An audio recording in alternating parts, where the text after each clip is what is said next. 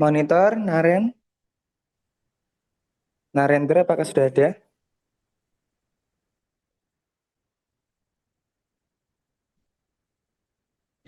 Halo. Nah, Narendra masih pijet, Mbak.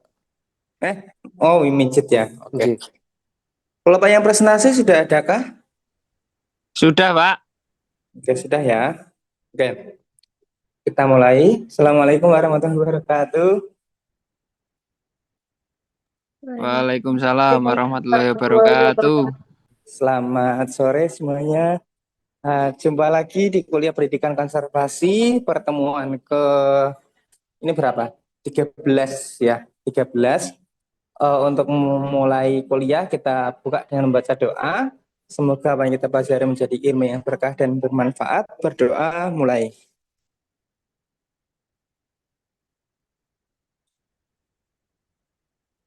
Berdoa selesai. Oke, monggo kepada kelompok 11 ya. Nah, kelompok 11 bisa dipresentasikan, kemudian dilanjut dengan tanya jawab. Monggo.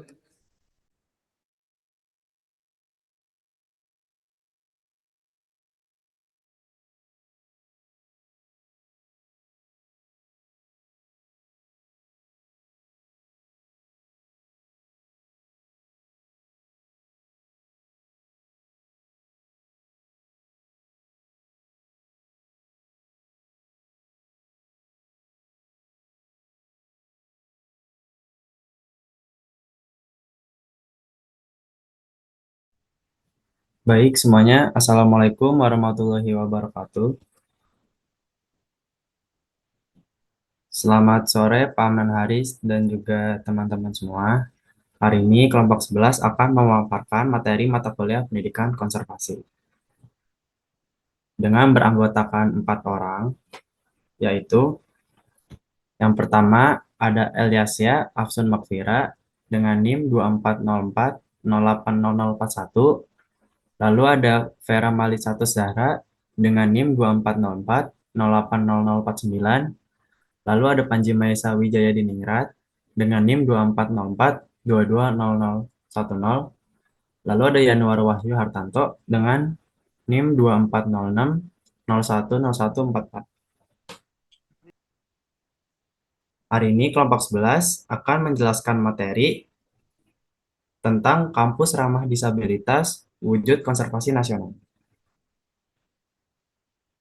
Dengan 4 poin utama, yang pertama ada konsep konservasi sosial, lalu yang kedua ada prinsip dasar konservasi sosial, yang ketiga memahami jenis disabilitas, dan yang keempat tantangan, peluang, dan juga strategi.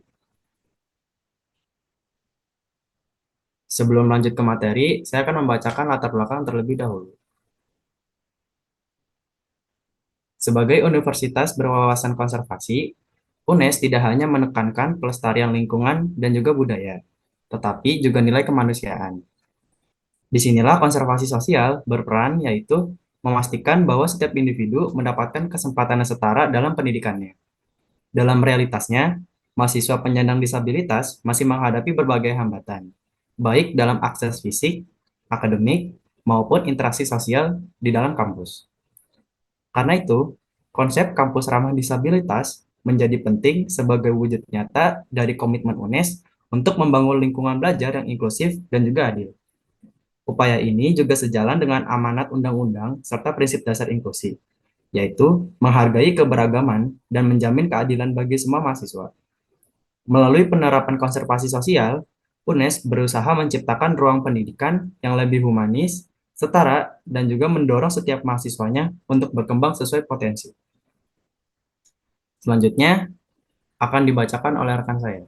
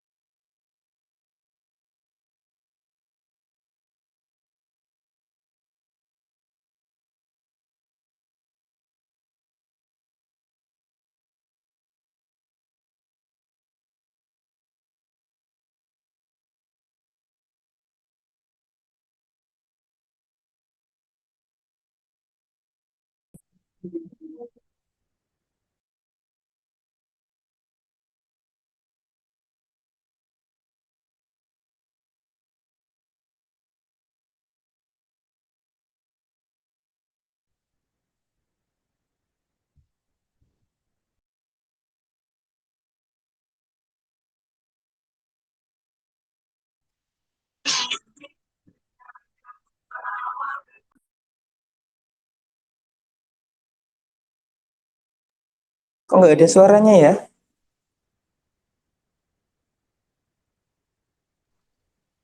Suaranya El.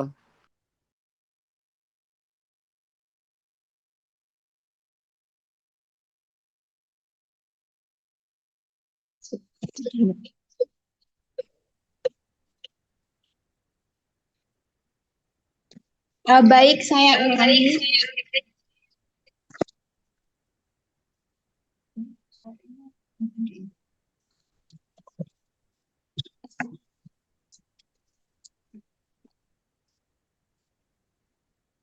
Adapun makna konservasi sosial di lingkungan kampus adalah kewajiban esensial untuk memastikan setiap individu, termasuk penyandang disabilitas, memperoleh kesempatan setara untuk belajar, berpartisipasi, dan bertumbuh optimal melalui penciptaan lingkungan belajar yang aman dan inklusif. Inisiatif ini berlandaskan yuridis yang kuat, termasuk dalam UU Nomor 8 Tahun 2016, Permendiknas Nomor 70 Tahun 2009, dan pengakuan terhadap Konvensi PBB UNCRPD serta target SDE, khususnya SDG 4 dan SDG 10. Oleh karena itu, institusi pendidikan tinggi mengemban tanggung jawab moral dan legal untuk melapori gerakan konservasi sosial. Implementasi kebijakan inklusif ini harus melampaui kepatuhan administratif, menjadikannya kesempatan strategis bagi universitas untuk menghasilkan lulusan yang tidak hanya unggul akademis, tetapi juga memiliki kompetensi untuk mengadvokasi hak-hak kelompok terpinggirkan dan berkontribusi nyata dalam pembangunan berkelanjutan. SDG ini adalah Sustainable Development Goals yang program dari PBB.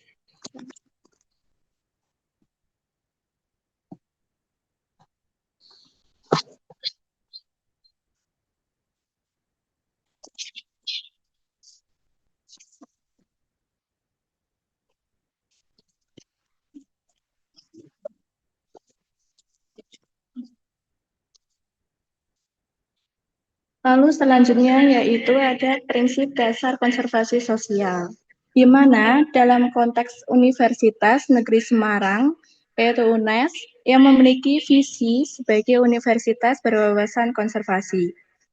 Nah, pilar konservasi sosial itu menjadi landasan esensial dalam membentuk lulusan yang memiliki pola pikir inklusif, berkeadilan, dan bertanggung jawab secara sosial. Pada konservasi sosial di perguruan tinggi, itu ditopang oleh beberapa pilar fundamental, yaitu satu, kesetaraan akses pendidikan yang dapat menjamin seluruh mahasiswa memperoleh kesempatan belajar tanpa diskriminasi fisik, sosial, maupun ekonomi. Lalu penghargaan terhadap keberagaman yang menumbuhkan sikap saling menghormati dan menerima perbedaan sebagai kekayaan sosial. Lalu pemberdayaan sosial yang dapat membangun kemandirian individual dan komunitas difabel agar berpartisipasi aktif dalam kehidupan kampus. Lalu ada keadilan distributif yang memastikan fasilitas, sumber daya, dan kesempatan akademik terdistribusi secara adil dan secara adil bagi semua pihak. Lalu menurut Kementerian Pendidikan dan Kebudayaan tahun 2020, implementasinya itu mencakup upaya menjamin kesetaraan akses, menghargai keberagaman, melakukan pemberdayaan sosial, dan memperkuat modal sosial, yang keseluruhannya itu selaras dengan amanat SDG 4, yaitu berupa pendidikan berkualitas, dan SDG 10, yaitu berkurangnya kesenjangan. Nah, dalam praktik ini itu didasarkan pada 3 pilar filosofis utama, yaitu ada humanisme pendidikan, di mana pengakuan terhadap martabat inherent itu untuk setiap individu yang menuntut perlakuan setara dan penuh hormat.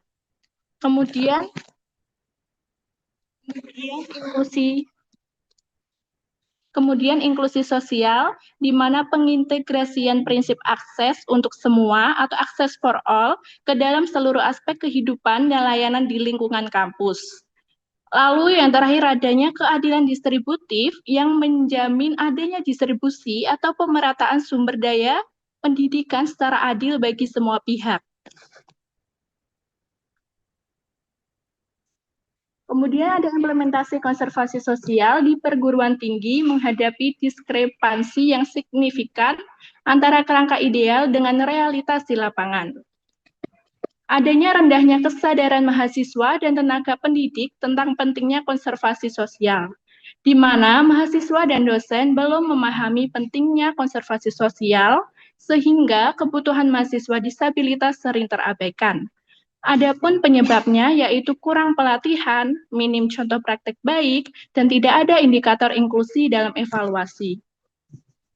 Lalu kurangnya optimalnya integrasi prinsip inklusi di dalam kurikulum. Prinsip inklusi hanya muncul pada mata kuliah tertentu, sehingga mahasiswa dari berbagai prodi kurang terpapar.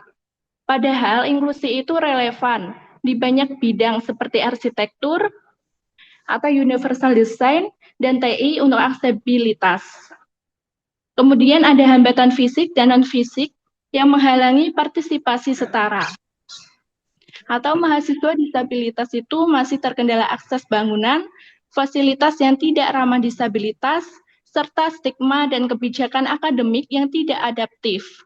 Hambatan ini menghambat partisipasi setara dan pencapaian SDG 4 dan SDG 10. Selanjutnya akan dipresentasikan oleh rekan saya. Baik, karena tadi ada tentang konservasi sosial itu mengenai disabilitas. Jadi di sini saya akan memaparkan tentang memahami jenis disabilitas.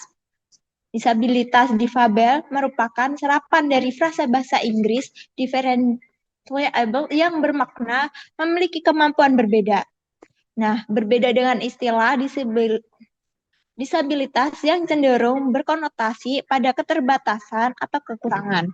Berdasarkan klasifikasi dari Organisasi Kesehatan Dunia (WHO) dan Permendikbud nomor 70 tahun 2009 tentang pendidikan inklusif, jenis-jenis disabilitas dapat diuraikan, yaitu yang pertama ada disabilitas fisik, kedua ada disabilitas sensorik, ketiga ada disabilitas intelektual, dan disabilitas ganda.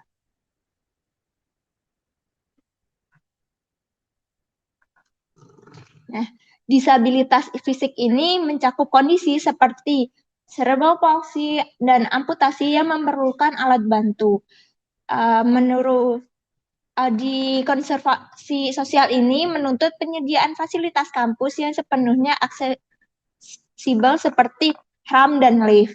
Selanjutnya ada disabilitas sensorik, yaitu mencakup tunanetra, mengandalkan audio atau braille, dan tunarungu menggunakan bahasa isyarat. Konservasi sosial menuntut penyediaan materi pembelajaran yang aksesibel, seperti closed captioning dan transkrip. Selanjutnya ada disabilitas intelektual yang memerlukan instruksi yang sederhana, berulang, dan berbasis praktik nyata. Adapun konservasi sosial menuntut pengajaran yang konkret dan visual, serta lingkungan bebas tekanan. Selanjutnya ada disabilitas ganda, yaitu kombinasi dua atau lebih disabilitas yang memerlukan penyesuaian multi aspek yang kompleks, seperti pembelajaran, komunikasi, mobilitas. Adapun konservasi sosial menuntut kolaborasi lintas disiplin, pendidik, terapis, medis, dan teknologi. Selanjutnya akan saya kembalikan ke rekan saya, Panji, untuk melanjutkan materi presentasi.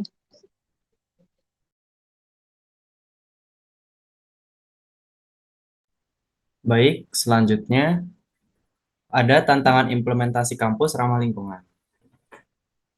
Dalam proses mewujudkan kampus ramah disabilitas, ada sejumlah tantangan yang masih dihadapi. Salah satunya, ada tingkat kesadaran sivitas akademika yang masih terbatas. Banyak dosen, mahasiswa, maupun tenaga kependidikan yang belum memiliki pemahaman mendalam mengenai kebutuhan dan juga hak penyandang disabilitas. Akibatnya, beberapa kebijakan atau praktik pembelajaran belum sepenuhnya responsif terhadap keberagaman kemampuan mahasiswanya. Selain itu, fasilitas kampus juga masih belum sepenuhnya aksesibel, meskipun sudah ada perbaikan seperti rem atau toilet khusus, namun masih terdapat area kampus yang sulit dijangkau oleh mahasiswa difabel. Media pembelajaran adaptif seperti Braille atau layanan bahasa isyarat juga belum merata di semua fakultas. Tantangan berikutnya berasal dari kebijakan internal yang masih perlu diperkuat. Beberapa pedoman akademik belum secara rinci mengatur mekanisme pelayanan bagi mahasiswa difabel, sehingga implementasinya bergantung pada inisiatif masing-masing unit atau individu. Di luar itu, stigma sosial juga menjadi hambatan yang cukup besar. Masih ditemukan sikap kurang empati atau stereotip yang membuat mahasiswa penyandang disabilitas merasa kurang nyaman atau kurang percaya diri dalam mengikuti aktivitas kampus. Keseluruhan tantangan ini menunjukkan bahwa pencapaian kampus inklusif memerlukan upaya berkelanjutan baik dari sisi fasilitas, kebijakan, maupun perubahan budaya di lingkungan akademik. Lanjut.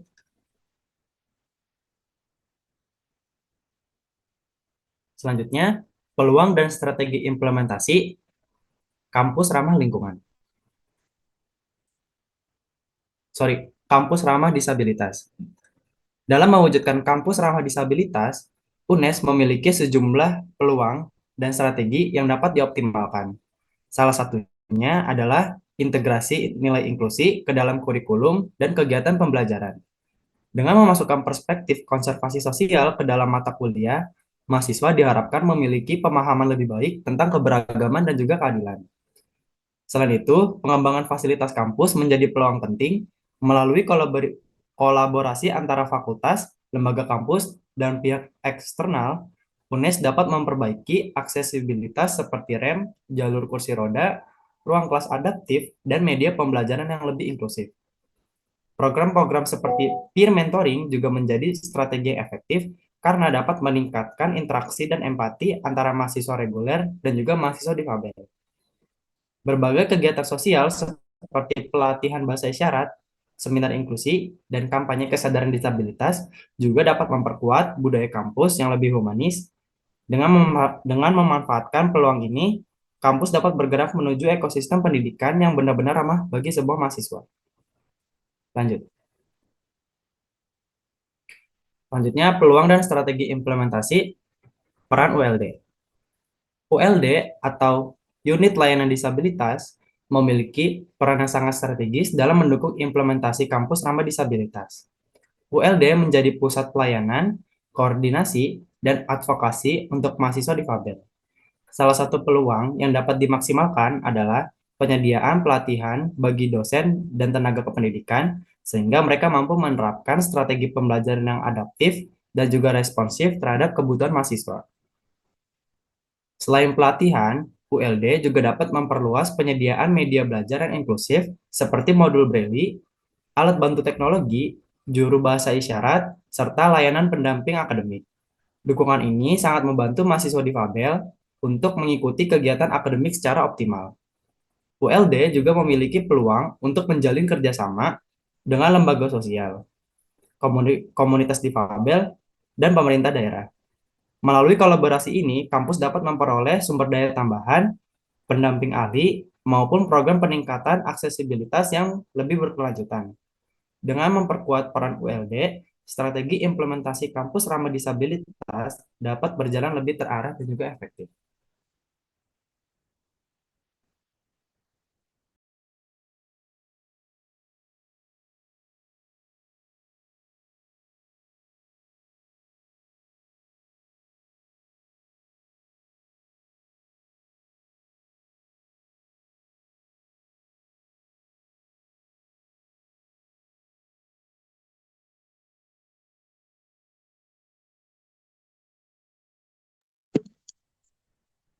Oke, selanjutnya ada peran mahasiswa Jadi untuk disabilitas fisik, mahasiswa itu dapat berperan aktif sebagai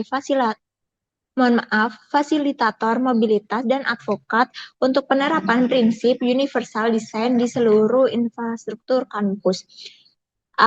Untuk disabilitas sensorik, itu mahasiswa dapat berperan aktif sebagai relawan pencatat atau note taker biasanya, penerjemah bahasa isyarat, atau pengembang konten visual yang inklusif. Untuk disabilitas intelektual, mahasiswa dapat berperan aktif melalui program Learning Budi atau pendampingan individual untuk membantu pemahaman materi. Untuk disabilitas ganda, itu mahasiswa dapat berperan dan menginisiasi proyek inovasi teknologi yang dirancang khusus untuk kebutuhan unik.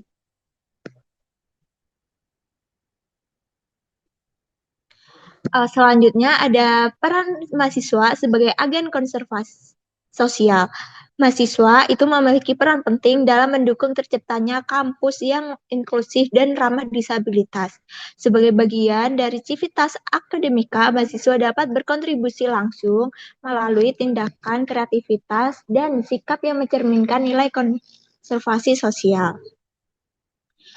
Nah, di sini itu peran mahasiswa sebagai agen konservasi sosial itu sangat penting.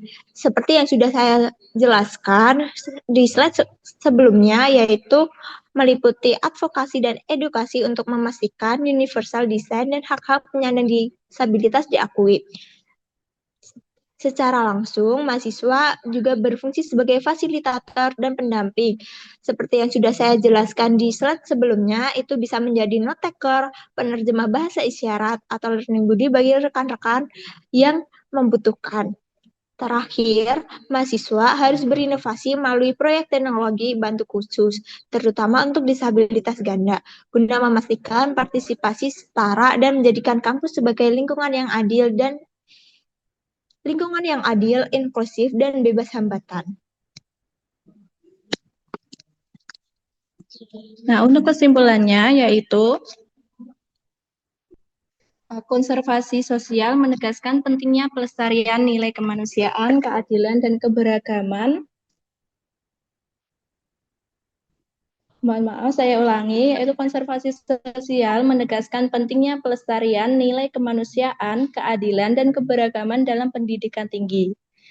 Prinsip utamanya itu meliputi kesetaraan, penghargaan terhadap keberagaman, pemberdayaan sosial, dan aksesibilitas. UNES itu sebagai Universitas Konservasi telah menerapkan konsep ini melalui ULD dan kebijakan kampus inklusif. Lalu penerapan konservasi sosial selaras dengan tujuan pembangunan berkelanjutan, yaitu berupa SDG 4 dan SDG 10. Kemudian yang terakhir, pendidikan inklusif menjadi sarana utama untuk membentuk masyarakat kampus yang berkeadilan sosial dan humanis. Nah, di sini ada daftar pustaka sebagai tinjauan untuk kita hari ini menyampaikan materi. Selanjutnya ada pertanyaan. Akan dilanjutkan oleh rekan saya, Yanuar, dipersilahkan.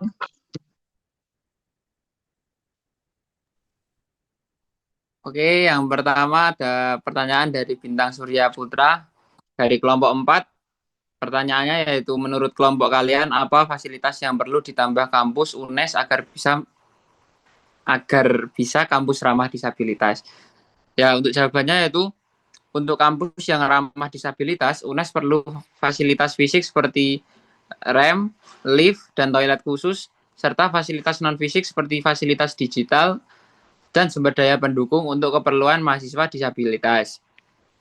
Untuk yang kedua itu ada pertanyaan dari Ajeng Firdia Ramadhani dari kelompok 7. Nah, pertanyaannya yaitu ULD memiliki peran besar dalam teori. Tetapi menurut kelompok kalian apa kelemahan yang paling fatal ULD saat ini yang justru menghambat kampus inklusif?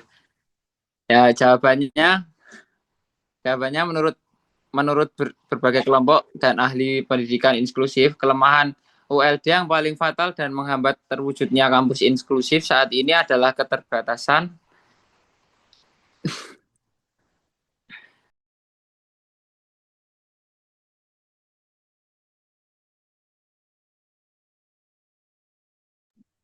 share screen-nya, Bos. Mohon maaf Bapak, ini share screen-nya baru loading. Update-mu ini yuk.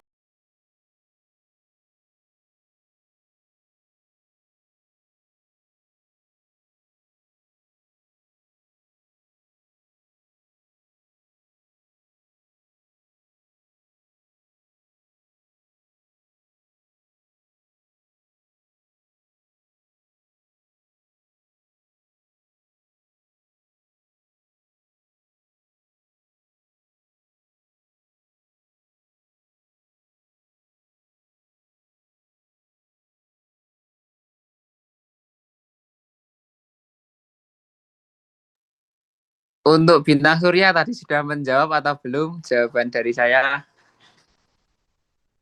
Mas Binsur. Tidur kayaknya ini orangnya.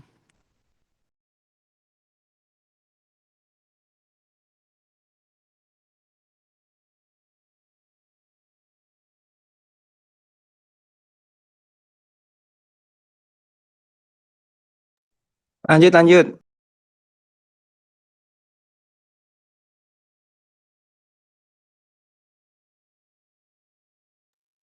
Saya ulang ya. Yang untuk pertanyaan pertama, Mas Bintang Surya sudah menjawab atau belum ini, Mas? Mas Bintang. Tidur ya? Ya udah saya lanjut ya. Halo Pak.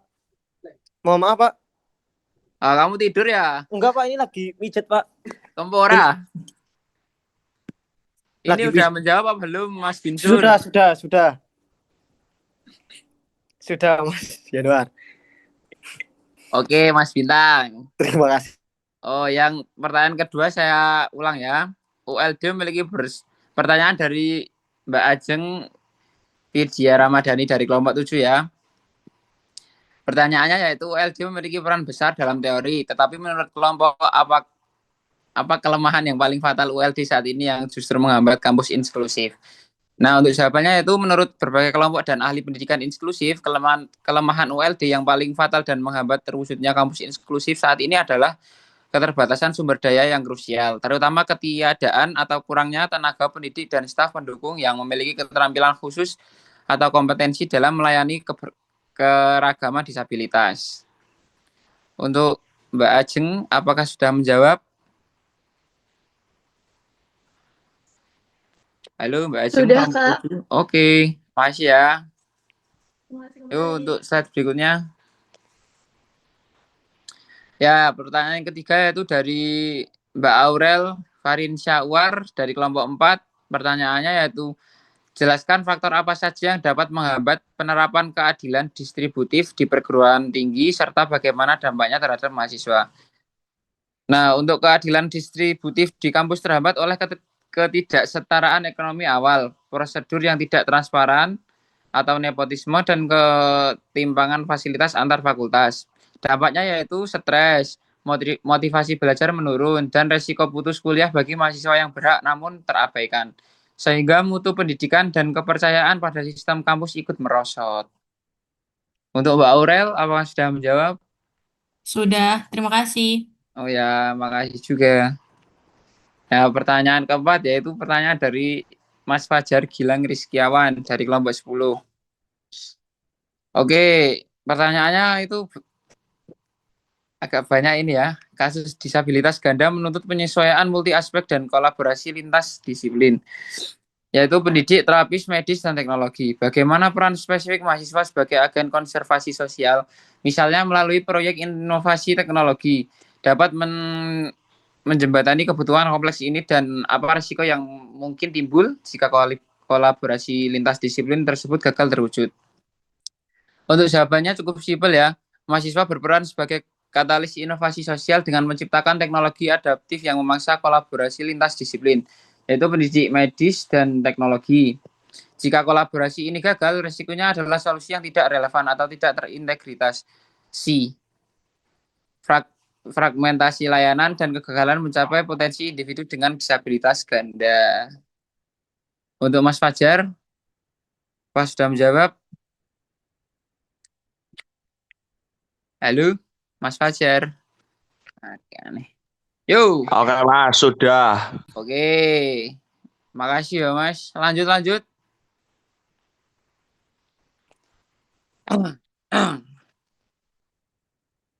Yuk, kita menuju ke pertanyaan kelima ya. Ini semua kelompok Wiro ya. Untuk pertanyaan kelima yaitu dari Mbak Nisa Tabayana Sari.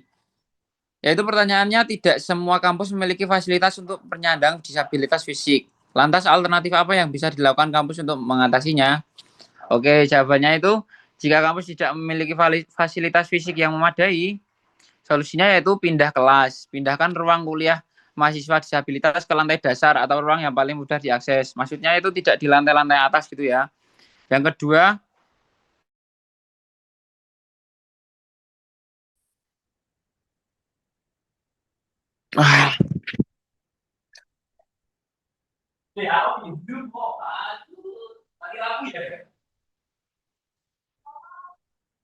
aku nanti paketan sih gue.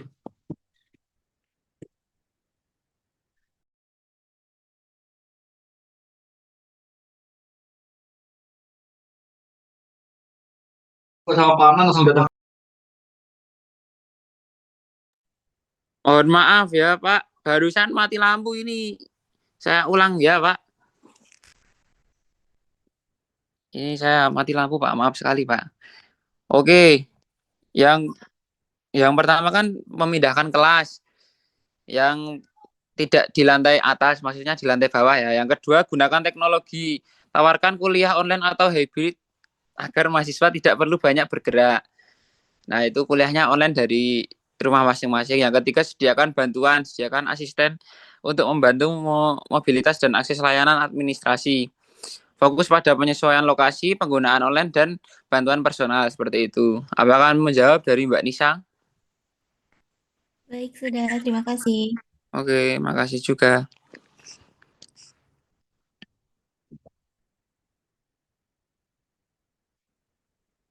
Oke, untuk pertanyaan ke-6 yaitu dari Mas Taufik Dwi Ferdiansyah ya. Pertanyaannya yaitu sebesar apa dampak jika salah satu dari 3 pilar utama filosofi diabaikan dan seberapa jauh penerapan dari 3 pilar tersebut di masa sekarang. Oke, dampaknya yaitu yang pertama mengabaikan hakikat atau ilmu kehilangan makna atau dasar realitasnya. Yang kedua mengabaikan epistemologi atau metode, yaitu pengetahuan tidak valid atau tidak bisa dibuktikan, dogmatis. Yang ketiga, mengabaikan aksiologi atau nilai dan etika. Itu ilmu tidak bertanggung jawab secara moral dan bisa merusak. Penerapannya saat ini yaitu epistemologi dominan atau data dan metode, tetapi aksiologi atau etika adalah pilar yang paling rentan terabaikan di tengah kepentingan praktis. Apakah menjawab Mas Taufik? Sudah menjawab, terima kasih. Oke. Yuk, slide selanjutnya. Oke. Pertanyaan ke-7 dari Narendra Ditya Pratama ya.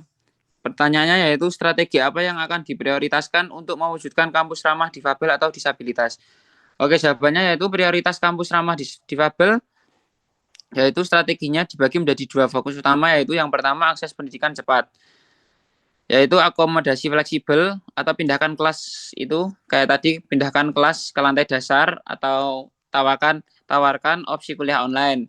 Yang kedua dukungan personal, yaitu bentuk pusat layanan disabilitas PLD dan disediakan asisten. Yang kedua yaitu perubahan jangka panjang. Yang pertama perbaikan fisik, jadikan audit dan renovasi aksesibilitas sebagai prioritas anggaran. Yang kedua budaya inklusif, yaitu wajibkan pelatihan etika disabilitas bagi seluruh staf. Untuk Mas Naren, apakah menjawab? Sudah, terima kasih ya Mas. Yuk. Oke, yang pertanyaan ke-8 yaitu dari ini Mas Galih Kusuma Wijaya. Pertanyaannya yaitu bagaimana kampus bisa menghindari tokenisme dalam program inklusi. Oke, jawabannya yaitu fokus utama untuk menghindari tokenisme adalah yang pertama berbagi kekuasaan, yaitu libatkan penyandang disabilitas di level pemimpinan, yaitu komite atau dewan untuk pengambilan keputusan, bukan hanya sebagai staf pelaksana. Yang kedua yaitu anggaran tetap. Alokasikan dana aksesibilitas sebagai bagian dari anggaran operasional permanen. Yang ketiga, desain universal, yaitu rancangan fasilitas dan materi ajar agar dapat diakses semua orang sejak awal, bukan hanya menyediakan akomodasi kasus per kasus. Intinya, inklusi harus menjadi perubahan sistemik, bukan sekedar citra. Dari Mas Galih, apakah sudah menjawab? Sudah Mas, makasih. Oke, makasih Mas. Oke, nah ini untuk pertanyaan terakhir ya dari Mbak Visa Aulia Putri Prastika. Pertanyaannya yaitu disabilitas ganda menuntut kolaborasi lintas disiplin dan penyesuaian multi aspek yang kompleks. Selain kolaborasi, inovasi teknologi spesifik apa yang harus diprioritaskan oleh perguruan tinggi untuk memastikan partisipasi setara bagi mahasiswa dengan disabilitas ganda? Jawabannya yaitu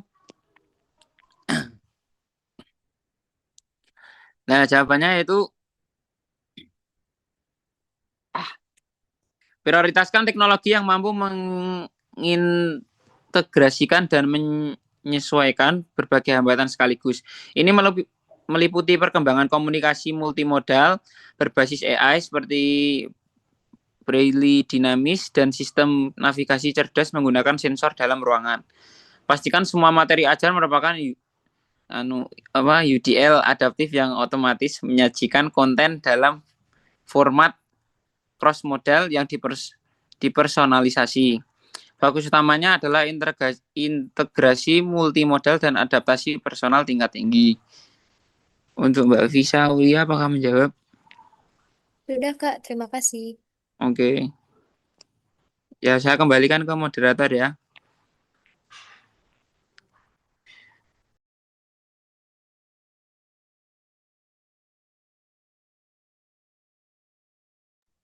Baik, mungkin itu saja dari kelompok 11. Mungkin dari Pak Amnan Haris ada tambahan.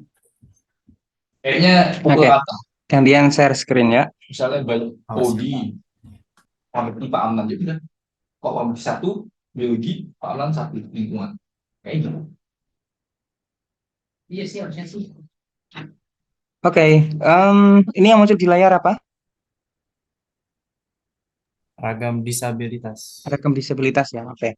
Jadi hari ini kita belajar tentang materi yang sepertinya baru ya buat kita semua, yaitu uh, konservasi sosial, ya, di mana kampus ini diharapkan menjadi kampus yang ramah untuk disabilitas. Nah, pertama kita harus mengenali dulu nih ya ragam-ragam disabilitas, mulai dari disabilitas ya atau kita biasa menyebutnya tuna gitu, tunanetra, ada tunarungu, tunadaksa, tuna intelektual, dan seterusnya sampai ke gangguan spektrum autis ya. Ini ternyata jenisnya banyak sekali, termasuk yang perkembangan teknologi ini ya ada gangguan perhatian dan hiperaktivitas ini ya. Ini karena adanya paparan ya dari teknologi gitu. Nah, termasuk kesulitan belajar secara spesifik ya, termasuk kemampuan untuk mendengarkan ya. Jadi orang mendengarkan itu normal ya, ketika teman-teman hahaha apa ini berarti sudah termasuk kesulitan belajar spesifik ya. Atau ada anak kecil yang cadel gitu ya, bilang R jadi L ya, bilang S ya jadi S ya, itu termasuk kesulitan belajar yang spesifik tuh. Nah, ini ini anak zaman sekarang nih ya, karena paparan gadget yang sangat tinggi ya, ini termasuk ke dalamnya ya, termasuk ke dalamnya gitu ya, banyak banget. Nah, di kampus juga ini ya, di kampus juga ada disabilitas mental ini ya. Ada skizofrenia, ya, bipolar, depresi, anxiety, dan gangguan apa ya, kepribadian ya. Ini sekedar informasi, saya pernah ikut seminar di RSJD Amino, Rumah Sakit Jiwa Daerah Amino di Pedurungan, dekatnya SMA 2 Semarang. Itu saya mendapat penjelasan tentang beberapa gangguan mental ini. Ya, ada schizophrenia. Ya, schizophrenia itu ketika seseorang mendapatkan bisikan-bisikan, ya, bisikan-bisikan yang itu orangnya nggak ada. Jadi bukan bisikan dari pikirannya, tapi bisikan dari apa ya, entitas yang tidak jelas keberadaannya atau orang lain tidak bisa melihatnya. Itu schizophrenia. Kemudian bipolar, bipolar ini artinya dia punya dua kepribadian, ya, dua kepribadian. Jadi eh, dua kepribadian di sini tidak hanya baik dan buruk, ya, tapi ketika pribadi yang jahat itu sedang menguasai tubuhnya, dia nggak bisa mengendalikan, ya. Jadi tidak terkontrol, ya.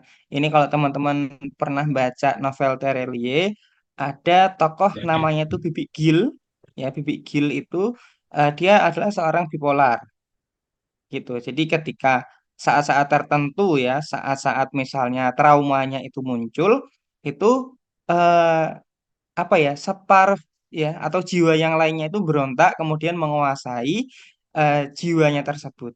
Ya, itu ngeri banget. Jadi kita bahkan nggak sadar kalau sedang dikuasai oleh roh yang lain. Itu namanya bipolar.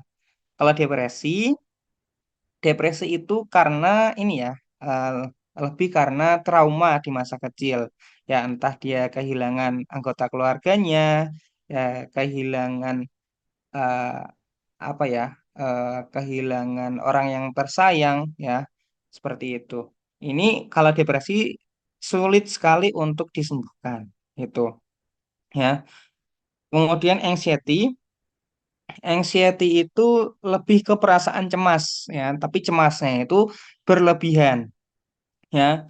Misalnya nih, teman-teman, saya umumkan hari ini ada pretest gitu, ya. Nah, orang yang anxiety itu udah berpikir yang enggak, ya. Nanti kalau nggak lulus gimana, ya, kalau ngeremet gimana, nanti kalau saya gagal gimana, udah pikirannya jelek-jelek terus. Ya harusnya kan positif, ya, optimis kalau bisa nih kesempatan, ya, membuat tantangan, ya, itu, ya, dikasih challenge berani gitu, ya. Jadi bukan nanti gimana, ya, nanti gimana, nggak usah khawatir kayak gitu, ya. Oke, itu jenis-jenis disabilitas, ya, bisa dipelajari lebih lanjut, ya. Ini banyak sekali. Nah, ini umumnya eh, orang-orang dengan gangguan disabilitas yang cukup parah seperti tunanetra, tunarungu, tunadaksa, ya. Ini sekolahnya di SLB, ya, umumnya loh, ya, umumnya. Jadi kita sebagai eh, apa ya, insan kampus ini sangat jarang sekali, ya, menemukan mahasiswa atau dosen yang tunanetra, tunarungu, tunadaksa gitu, karena kita masih belum terbiasa dengan orang-orang yang disabilitas. Tapi ke depan, ya, UNES ini sudah mengembangkan ini, ya. Ini udah berganti tampilan belum, ya? Sudah, Sudah, Pak. Pak. Jadi teman-teman kalau main ke LP3, ya, entah nanti untuk ngurus TOEFL, ya, bahasa Inggris, itu juga ada layanan yang lain, ya, di LP3. Tahu LP3 kan, ya?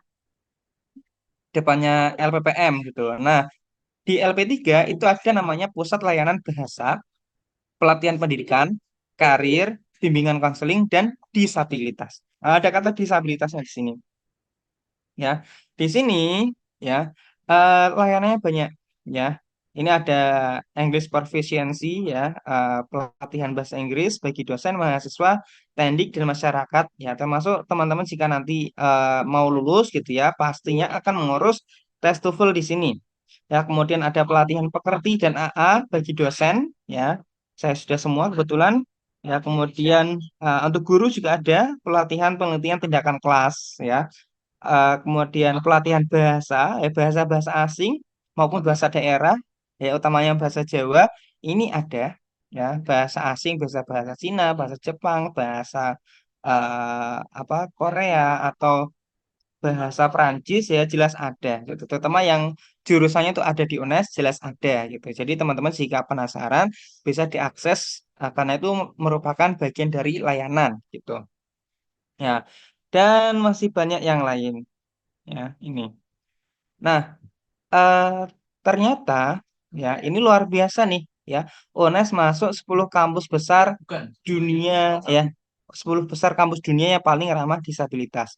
Ini keren banget ini. Jadi ini dikeluarkan tahun 2022 ya sampai sekarang saya cari di websitenya belum update ya berarti ini versi terakhirnya yaitu dari UNESA Dimetric ya Disability Inclusion Metric ya di mana diikuti oleh 125 perguruan tinggi di dunia. Ini sepertinya pemeringkatan pertama ya di Indonesia yang sifatnya global ya, meskipun hanya diikuti 125 perguruan tinggi di dunia gitu. Nah, UNESA Dimetrik ini ya setelah saya cek di website-nya, UNES memang peringkat ya.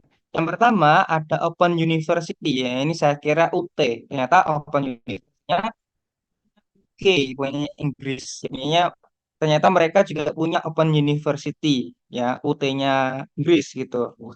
Iya, saya juga baru tahu. Ya, ini banget ya. Jadi ini suatu prestasi untuk UNES ya, di mana kita melihat di sekitar kampus kita itu ada jalur pemandu ya. Yang kalau teman-teman berjalan di atas trotoar itu ada jalur yang warnanya kuning, yang ada uh, grid-grid garis-garisnya itu adalah jalur pemandu. Ya, sayangnya jalur pemandu di sini eh apa ya? Ada yang kadang nabrak pohon ya kadang kena batu ya jadi permukaannya tidak rata atau permukaannya mulai apa mengelupas ya, lepas dari lantainya gitu itu yang menyusahkan dan ketika naik pun eh, belum ada tanda-tandanya kalau oh bentar lagi mau naik ya gitu jadi masih agak menyusahkan ya untuk teman-teman yang benar-benar memanfaatkan fasilitas tersebut gitu. Itu pun belum ujung ke ujung ya saya lihat ya. Hanya beberapa jalur tertentu saja yang misalkan mau nyebrang pun ya agak susah ya gitu.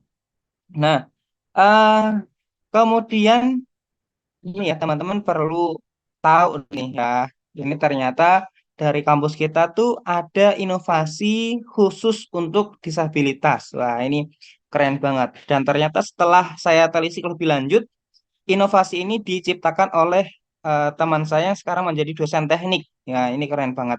Namanya IDOPU, ya inovasi dompet pendeteksi uang. Jadi alatnya ini tidak hanya mendeteksi uang palsu atau tidak. Ya, jadi tidak hanya ijazah aja yang dideteksi palsu atau tidak ya. Uangnya pun ada. Ya. Uang kalau kita dideteksi nggak ada uangnya ya, bukan uangnya palsu apa tidak ya. Oke, jadi jadi di IDOWU ini tidak hanya mendeteksi uangnya palsu atau tidak, tapi juga nominalnya ya. Jadi ini saya setelkan videonya. Sebentar. Ini ya. Sepertinya saya harus share ulang. Monggo, monggo, Mbak. Saya share ulang karena suaranya belum masuk tadi. Share sound. Ini. Oke. Ini adalah dokumentasi dari eh, IDOPU gitu ya. Bisa diperhatikan. Ini program ini ya PKMKC ini yang sampai ke PIMNAS tahun PIMNAS 31 tuh tahun berapa udah lama banget ya 2018 gitu. Nah, ini beliau yang menciptakan Pak Rizky Aji Aprilianto, barangkali ada yang dari teknik ya pasti kenal dengan beliau gitu. Oke, silakan menyimak.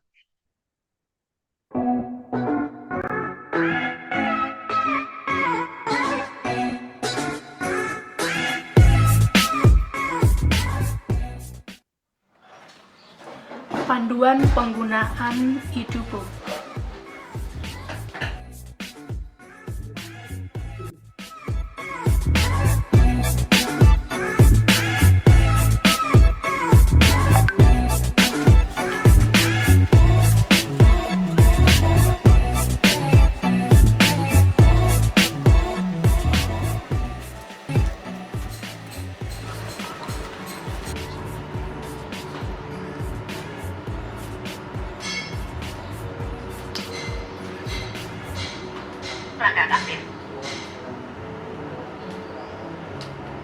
Wow, 100.000 asri.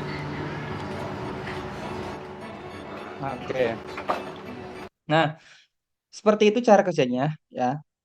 Eh, siapa sangka gitu ya, mahasiswa UNES bisa menciptakan inovasi yang luar biasa. Ini se-Indonesia Raya baru ini loh ya, orang mahasiswa bisa menciptakan alat pendeteksi nominal uang.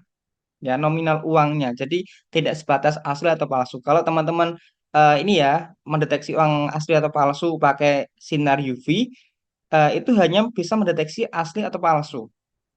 Ya, tapi kalau pakai alat ini bisa tahu sampai nominalnya juga gitu ya, 100.000, 10.000 gitu. Nah, selain alat tadi ya, kita juga ini ya ada fitur uang kertas. Kalau teman-teman meraba ya pada bagian pinggir uang itu ada blind code ya, di mana kodenya itu kalau 100.000 hanya satu garis, ya 50.000 dua garis, 20.000 tiga garis dan seterusnya sampai paling kecil ya 1.000 itu 7 garis. Ini kalau teman-teman belum tahu ya, uang rupiah. Barangkali ada yang belum tahu atau enggak ngeh kalau ini. Ini muncul ya di tampilan share screen ya.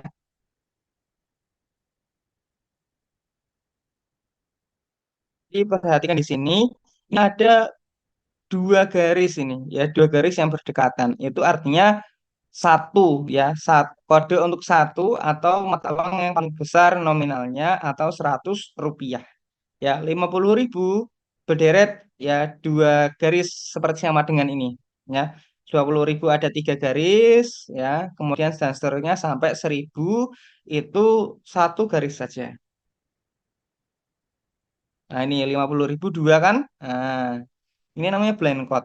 Ini bisa membantu teman-teman yang tunanetra untuk mendeteksi uangnya itu asli atau palsu. Nah, kalau uang palsu jelas tidak ada ya, tidak ada timbul itu, ya tidak ada garis yang timbul. Tapi yang asli kebaca gitu. Ya, itu. Oke, nah ini ya. Ini teman-teman menjadi tantangan ya untuk kita semua untuk bisa menciptakan karya yang bermanfaat. Ya, karena tadi eh apa disabilitas kan banyak banget ya jenisnya. Nah, kalian bisa ngambil salah satu saja jenisnya, misalnya disabilitas tunanetra, bisa dengan tadi pendeteksi uang asli atau palsu sekaligus nominalnya. Ya, ini untuk teman-teman teknik atau MIPA ya, gitu. Ya, khususnya itu. Oke. Nah, tadi beberapa sudah disampaikan oleh teman-teman untuk eh, gimana ya kalau misalkan ada mahasiswa yang difabel tapi kuliahnya itu di lantai 3. Ya, saya pernah nanya gitu ya ke Pak WD2 FMIPA. Kebetulan waktu itu ada mahasiswa yang habis kecelakaan. Ya, jadi pakai kruk gitu.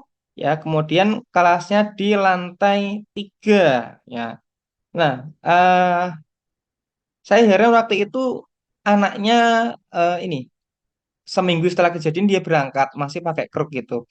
Kemudian saya foto, saya kirimkan ke Pak WD, Pak apakah ada saran atau solusi untuk mahasiswa kita yang sedang ada halangan seperti ini gitu. Ya, kemudian beliau menyarankan untuk kuliahnya bisa dipindah ke lantai 1 dulu gitu karena eh, kalau lantai 2, lantai 3 kan menyusahkan yang bersangkutan ya untuk kuliah gitu. Nah, tapi kalau usaha itu sudah dilakukan, ternyata tidak dapat ruangan, maka kuliahnya bisa daring.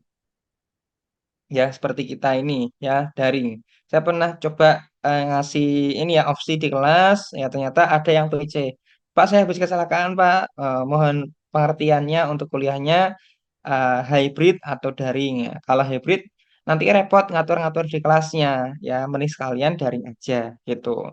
Jadi di sini bukan saya tanpa alasan ya atau karena saya malas ngajar gitu kemudian daring aja bukan, tapi ada hal yang melatar belakangi yaitu salah satu teman kalian ada yang habis kecelakaan gitu. Oke, sampai sini ada pertanyaan yang lain ya. Ini di kampus kita sedang pengembangan ya, khususnya jalur difabel untuk jalur pemandu ya. Eh, yang kita lihat itu pembangunannya dari FBS ke FMIPA ya, nanti akan dilanjutkan ya sampai ke kampus timur gitu. Ya kalau kampus timur sudah ada sih yang jalur difabel itu ya, jalur pemandu itu sudah ada gitu. Oke. Nah, untuk disabilitas yang lain ini masih perlu perhatian ya. Kalau di pendidikan IPA itu bahkan ada mata kuliah IPA inklusi namanya, IPA inklusi. Jadi inklusi itu artinya semua orang boleh ya, semua orang mendapat kesempatan yang sama, inklusif ya. Jadi bukan eksklusif gitu. Kalau eksklusif kan bagi teman-teman yang sudah bayar tiket gitu ya, eksklusif boleh masuk ini. Tapi kalau inklusi itu semua orang ya berhak untuk mendapatkan kesempatan yang sama itu. Tapi kita melihat di sini UNES belum ada jalur masuk yang khusus ya untuk tunanetra atau tunagrahita, tunadaksa atau tuna yang lain ya, tunarungu ya, itu belum. Tapi untuk seleksi CPNS ya itu sudah ada ya. Di zaman saya ada jalur khusus disabilitas gitu. Jadi difoto dengan membuktikan ya, atau ada surat keterangan dokter gitu yang membuktikan bahwa yang bersangkutan memang disabilitas gitu. Nah, waktu saya latsar pun ya, latsar di Kemensos pun itu ada salah satu pegawai di Kemensos, Kementerian Sosial yang disabilitas. Ya, mohon maaf tangannya tidak sempurna begitu ya. Jadi meskipun begitu ya beliau cekatan ya. Jadi kekurangan fisiknya tidak menjadi penghalang untuk bisa bekerja secara profesional gitu ya. Jadi ini menjadi pemantik semangat nih untuk teman-teman yang physically normal gitu ya. Harusnya dimanfaatkan ya kesempurnaan fisiknya tadi untuk berbuat hal yang baik ya, atau lebih baik lagi ya, supaya ya lebih banyak manfaatnya ya. Karena kesempatan itu tidak dimiliki oleh eh, semua orang ya. Ada orang di luar sana yang tidak seberuntung kita ya, tidak sesempurna kita. Maka sudah sepatutnya kita bersyukur ya, salah satunya adalah dengan menggunakan apa yang kita miliki ya di jalan yang baik gitu. Oke, sampai sini ada pertanyaan dulu. Sepertinya tidak ada ya. eh ini kan sudah pertemuan ke-13 ya. Saya anggap semuanya masuk lagi ya. 53 ya. Tadi ada yang izin satu. Ya, saya anggap ikut berkegiatan karena izinnya pun izin observasi lapangan. Jadi bukan karena kabar gitu. Oke, terima kasih dari kelompok 11 yang sudah presentasi. Minggu depan kuliah terakhir ya, kelompok 12 itu. Nah, silakan untuk project bisa diselesaikan. Jika ada kesulitan, nanti bisa konsul ya. Silakan bisa datang ke kampus ya, ke gedung FMIPA, gedungnya di 5 lantai 1, ruangan saya depan tangga gitu. Jadi saya persilakan ya bagi yang merasa tidak yakin ya, wah dengan video seperti ini kira-kira dapat nilai berapa ya, atau kurang yakin minta komentar, minta saran, boleh banget ya datang ke D5 lantai 1. Tapi jangan besok ya, besok pagi saya ke Kendal ya, ada kegiatan PPK Ormawa gitu. Oke, dari saya cukup ya. Kita tutup dengan membaca doa. Semoga kita diberikan kesehatan dan keselamatan. Berdoa mulai. Berdoa selesai. Oke, terima kasih atas perhatiannya. Jumpa lagi minggu depan. Assalamualaikum warahmatullahi wabarakatuh. Waalaikumsalam warahmatullahi wabarakatuh. Waalaikumsalam Terima kasih, Pak. warahmatullahi wabarakatuh. Terima kasih, Oke, Pak. semangat semuanya.